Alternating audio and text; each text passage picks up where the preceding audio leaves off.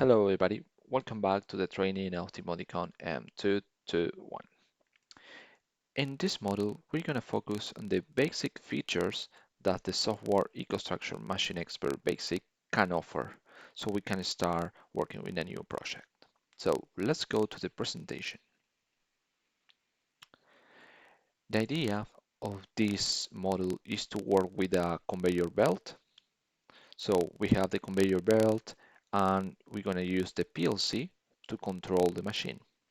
What we're going to do is to create a new project, select the right PLC, configure the inputs and outputs, and then create our logic. And in order to define the logic, I come up with this. So for this conveyor belt, what we're going to do is to use two push buttons, one for the start the belt, the other one to stop the belt, and once the conveyor is running, we can start using the push button to stop, or we can use a sensor. So it would detect a material soften, it would stop. And the motor will be controlled by the PLC, and in order to activate the motor, we're going to use a contactor. So basically, this is our small project, so we can create our logic. So in order to configure the IOs and the PLC, we need to go to the configuration view of the software that we already opened. So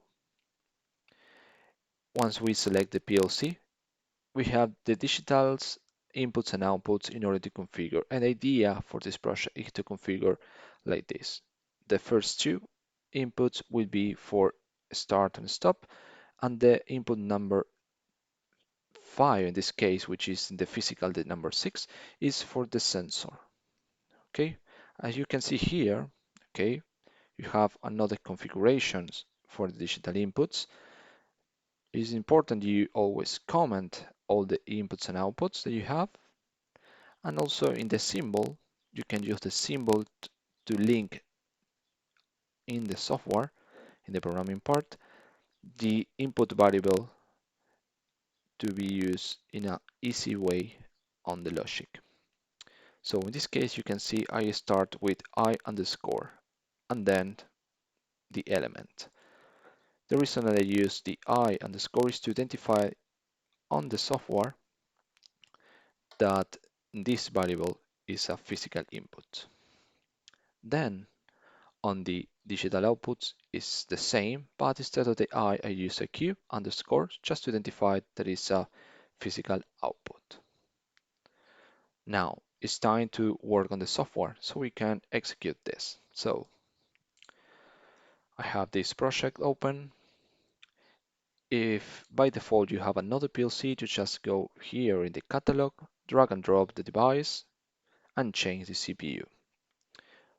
So let's start by defining digital input. So the first one, I start. Don't forget the comment. The second one, I stop.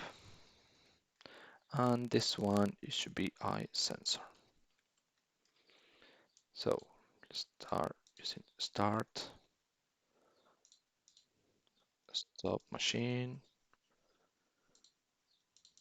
and sensor.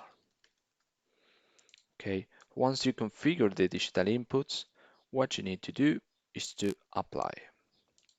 As you can see here, we have another column here, which is run stop. So we can assign, for example, to be the machine and run, okay, the machine, no, the PLC to be in run using external input and output. In this case, I'm not going to select it. So let's apply this. Now we should go to digital outputs. The same here, Q motor, comment motor. So this is the basic configuration that we can do to configure the digital inputs and outputs of the PLC. Now, once we have finished this part, we need to go to the programming tab in order to use the physical inputs and outputs to create our logic. So let's go back to the presentation.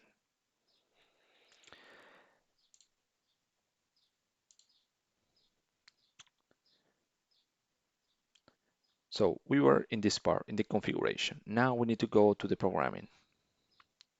Once we are in the programming, we have the task, and we can select on the master task, okay, to rename the existing POU. POU is Program Organization Unit. So we can identify in our logic that we're gonna create in this specific POU the logic to control the conveyor belt. So right click on the POU, rename it, and then that's it.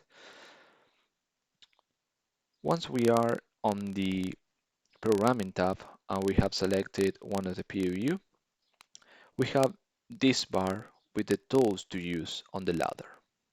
As you can see here, we have the contacts and we have 4 different contacts too. We have the normally open contact, the normally closed contact, and then we have for the rising or falling edge. So this one is very useful, but there are some limitations on using this that probably going to see it later. We cannot use this for Boolean variables for the instance or for system bits. So if we continue with this, on the other side we have the coils that we have different kind of coils. We have the direct coil, we have the inverse coil, we have the set and reset coil. In order to use these in our software, what we need to do is to click on them and then click on where we're going to use them. And in order to identify once we are online with the PLC or we are using the simulator, if it's green, it means that it's true. So we have a 1 over there. And we also see identifications here, false or true. We continue with this. There are additional elements that we can use. You can see here, this one are for the selection. We can draw lines with the pen, and then we can also delete them, erase the wire line that connects between contacts, function blocks, or for coils. Then in the logic of the PLC, we work the POU, and inside the POU we have the ranks. So with these 3 buttons, we can create a new rank, insert a new rank between different ranks, and also we can delete the ranks. Here, this icon, this element, is useful for comparison. That we're gonna cover this later. We can make comparison between different variables. This icon here contains different function blocks that we're gonna have on a specific model where we're gonna talk about in detail about all of them. And this one, this icon over here, is the operation blocks that we can make mathematical operations in order to get a result. We also going to cover later. And the last one is this one, the plus icon, where we can have different functionalities. Probably the one that we're going to see a lot is this two, rising edge and falling edge, and then the open and short. That I'm going to explain that later. So now I have give you overview of this element. Now it's time to create our logic. So the idea is to create this logic in our POU PRG underscore control. And then what we're going to do is to assign into each contact that we can see over here the physical inputs and outputs. So it's time to work now on the software, and we're going to replicate this code. So let's go back here. We need to go to the programming. We just click over here. Okay, as you can see, it's very easy. Click where you want everything to go. Okay, just click, and with this one we can draw the line to be in parallel. And if we don't like this, we just use the eraser. So if I know wrong, this should be how it should be looks like. Okay, now it's time to link the physical inputs with our code. So the first one is the input for the start. So we can use the LED address of the variable I0.0, okay? But we can also use the symbol I underscore. That's why it's very important to identify all the inputs and outputs so you can easily add those variables into the logic. I'm going to select I stop and this one I underscore and select sensor. Okay, and then we're going to use the output Q motor. Q underscore motor. Okay, so if everything is correct, you should receive a check over here.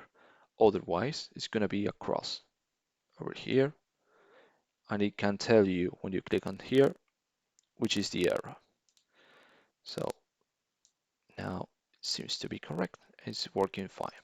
Okay, so when I start the push button and the push button is not activated and the sensor doesn't receive any signal, it will start the motor. We close the circuit until I press the stop or the sensor detects the material.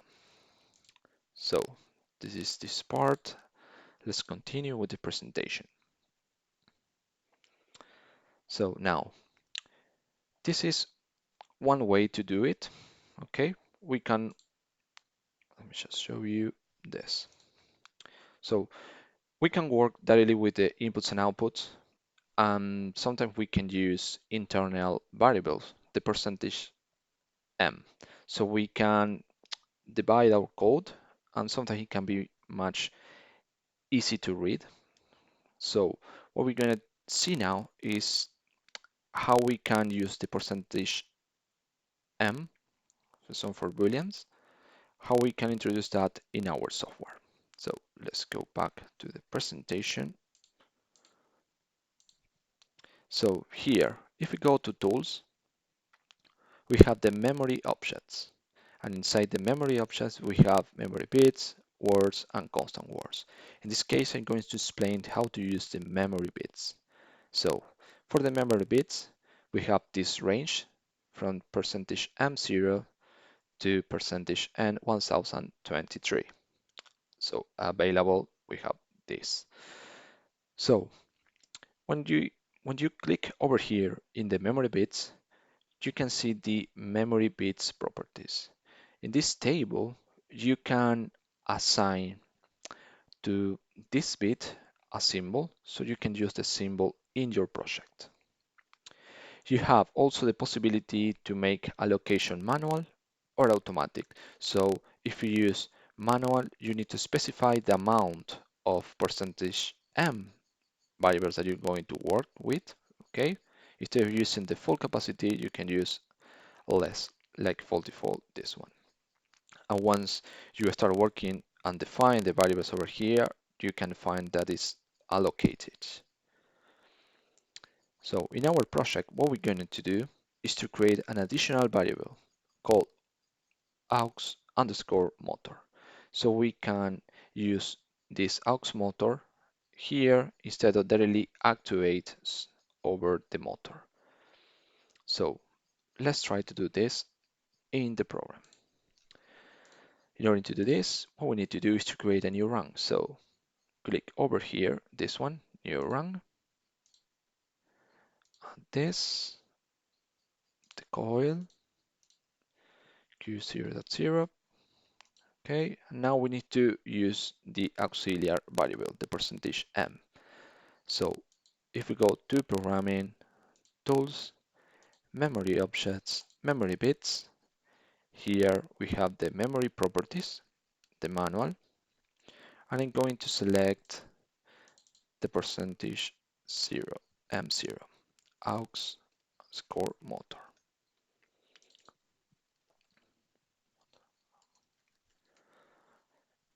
Apply. Now I'm going to need to replace this one. So click over here, aux. As you can see, aux, I start with the prediction. As you can see in top of the variable, I can see in each of them the comments.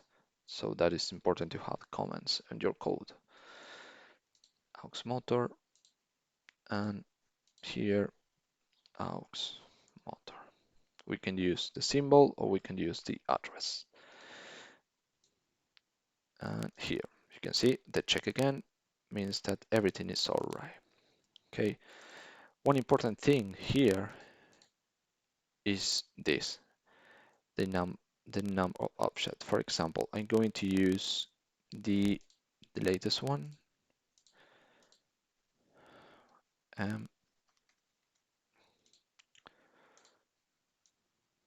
This is an example. You can see everything is all right. But what happens if I reduce this to 100? You receive an error. And the error is because this one is not located because we have limited the numbers of percentage %m. Okay, so you can see here, nothing over there. Okay, that's why probably you can receive this kind of message. Even if the syntax is correct, it's not validated by the software. So you can see here, this variable is not located. So we can do this. And it's working fine. So we already add our percentage %m, okay, to activate over the motor. Let's continue with the presentation just to see if I don't forget something. Here the allocated have increased because having used this variable, and now let's continue. I already explained this part, which is now located. And now what we're going to do is to how we can rename the rungs inside. So we can identify by POUs just to have an idea of what is the logic inside each POU. But we can also give a name to the rung. So we have in the POU the identification of the control, and then on each rung identification of the logic inside each rung. So we can identify what the code does in this part. So let's continue. We just right click on the rung and define the new rung name, or we just directly click on the name to change the name of the rung. We can also add some comments. What we're going to do now is to change or add the name for the motor logic and the motor output. So if we go back to the software, here we had the possibility to click over here, motor logic, and the other way is to go here, rename motor output, and that's it. You can see the change, the two different ways. You can also add some comments, motor logic comment, just to see in this way. If we go back to the presentation, it should be something like this. Okay. And now what we're going to do is the following. Sometimes you can, even if you had the possibility to use all your code in different ranks inside a POU, when you want to debug something, can be a little bit mess and problematic to follow. That's why probably the best way is to divide your logic in different POUs so you can easily identify when you want to make a troubleshooting something in an easy, faster way. So let's go to the presentation. So the idea now is to create a new POU where we can divide our logic for the motor control, for the motor logic and the motor output. That's the idea in this case. So let's go back to the software. So what we're going to do is to create a new POU and assign the logic for the output in a different POU. So let's go back here, going to, I haven't named this. So in order to name the POU, I forgot totally, PRG control, and then we're gonna add a new POU here, PRG outputs. So in case we have a problem, we just directly see the control if we have a problem with the control or we have a problem with the logic. So in order to move this to this one, we just right click over here. We can cut the run and then paste it over here. Paste run. And this one, we can delete it, right click and delete run. So we have in two different POU the different logic. So if we need to make a maintenance something, we know that the control is in here, and then here we have the activation of the outputs. Let's see if I don't forget something. No, that's it. So what we have done so far is to create the logic, basic logic for a conveyor belt, where we can define some IOs, some outputs, inputs and outputs, and then the logic between. We have seen the basic element, the contacts, the negative contact, the coils, and how you can create different POUs and how you can create the ranks. So this is it for this part. Thank you very much for watching me, and I see you on the next video.